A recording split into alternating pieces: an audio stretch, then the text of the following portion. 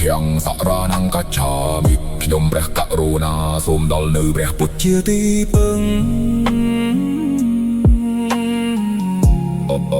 ធម្មយ៉ាងសរណង្កច្ឆាមិខ្ញុំព្រះករុណាសូមដល់នៅព្រះធម៌ជាទីពឹងសង្ឃាំងសរណង្កច្ឆាមិខ្ញុំព្រះករុណាសូមដល់នៅព្រះសង្ឃជាទីពឹងជីវិតដែលយើងគិតថាជារបស់យើងកើតឡើងហើយវាក៏រលាយចែកតាមធាតុសេចក្តីស្រឡាញ់ក៏មិនអាចកាន់កាប់ទៀតថ្ងៃមួយវាប្រែបាត់ទុកតែកំជាប់តាមខ្លួនយើងរត់រកសូភៈមង្គលយើងខ្លាចការបាត់បង់តែអ្វី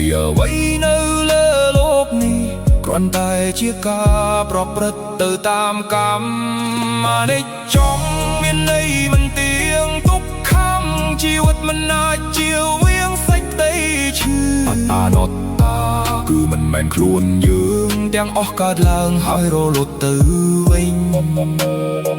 ពាក្យថាត្រៃលក្ខក៏មានន័យជ្រាលជ្រៅជួយបង្ហាញផ្លូវចេញពីវាលវត្តដាក់សង្សារអ្វីកើតឡើងព្រោះមានបច្ច័យរបស់វាដល់ពេលវេលាវាក៏បាត់រលាយបាត់វិញ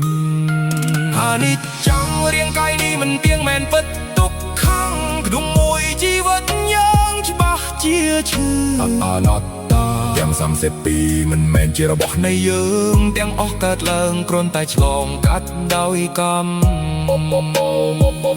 បើយើងយល់ពិតចិត្តនឹងស្ងប់ស្ងាត់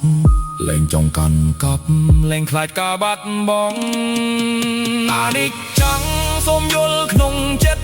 ជីវិតនេះមិនទៀងមែនពិតទុក្ខំធ្វើចិត្តឲ្យប្រៃคล้ายជាសុខអនត្តាមិនមែនខ្លួនគិតថាលែងមានណាញ់គិតតែមិនឲ្យចេញយើងនឹងជួបតែសេចក្តីស្មប់ជួលបកតាមផ្លូវជីវិត